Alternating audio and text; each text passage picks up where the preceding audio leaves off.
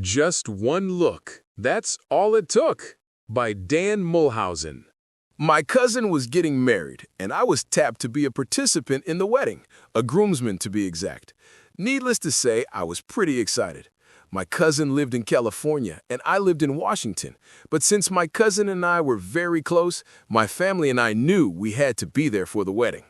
It was a gorgeous fall day in California, a perfect day for a wedding.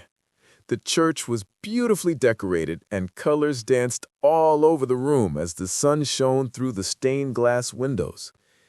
I looked as fashionable as ever in my black tux and emerald green vest. The bride was stunning. I never saw two people more happy just to be in each other's presence than I did that day standing at the altar. You could see in their eyes that this was true love. They had each found their other half. I couldn't help but think about my relationship at home. As much as I wanted to deny it, it was falling apart. She was my first serious girlfriend. I loved her a lot, but when you start to forget the reasons why you got together in the first place, and when the negatives start outnumbering the positives, it's time to say goodbye. I wasn't excited to go back home, to say the least, but my family had other obligations, so we had to leave the following day. Our plane left Los Angeles at 4 p.m. the next day. We had a 2-hour layover in Seattle. My parents have a tradition of visiting the gift shops before flights, so I decided I would stay at the boarding gate and do some homework. I started to pull out my math book when I looked up and saw her. I couldn't believe my eyes. She had on black sandals, black capri pants, and a yellow tank top. She was sitting in the seat across from me, reading a book on the Holocaust. Her shiny black hair hung down over her face, and when she brushed it back, I got a true glimpse of her beauty. I was completely entranced before she even knew I existed. I had to say something. I couldn't let this go.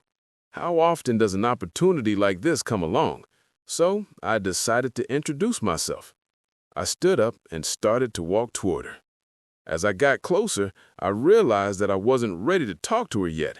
I had no idea of what to say or how to say it, so I walked right by her and straight into the bathroom. Yes, I know, smooth. After I conquered my nervousness, I walked up to the mirror and practiced. Yes, I practiced, and all you guys out there know exactly what I'm talking about. I looked in the mirror and went through every single possible way of introducing myself to her. Hello? Hey, how's it going? Haven't I seen you somewhere before? I left the bathroom, and as I walked by her again, I paused, then sat back down. Finally, a breakthrough. It just so happened that when I looked up at her again, she was looking back. Our eyes connected. A warm feeling covered my body.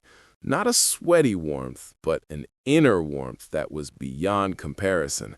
It was more than just a look. We made a connection, and I didn't even know her name. Something had to be done. I mustered up enough courage to casually look over at her luggage, which was under her chair, to see if I could read her name and where she was from. Then, the worst possible thing that could happen in a situation like this happened. Her plane was leaving, and I had to do something.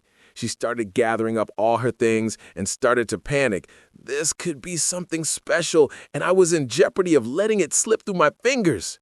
Then, all of a sudden, she stopped. She pulled out a piece of paper from her planner and started to write something. She stood up, walked over to me, handed me the piece of paper, and left without a word. Written on it was, "Just in case you ever get bored," followed by her address. You know that feeling of complete and utter shock that you can't even speak?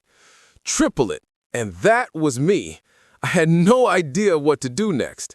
She had walked to her gate, and I was left wide-mouthed and speechless.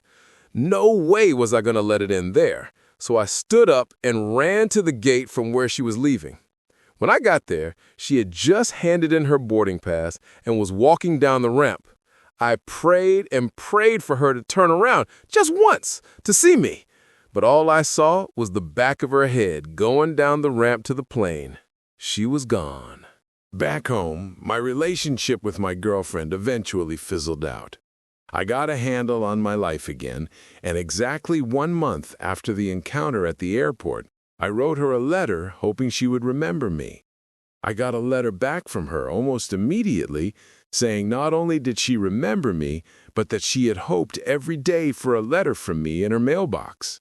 We are now celebrating our 6-month anniversary. The connection I made that afternoon at the airport was more than just a guy being attracted to a girl. It was a connection of souls, much as my cousin's was. We've had so many fun memories together, and we have plans for many more. Love found me that amazing day in September.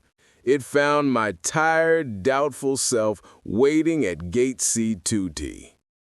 The end.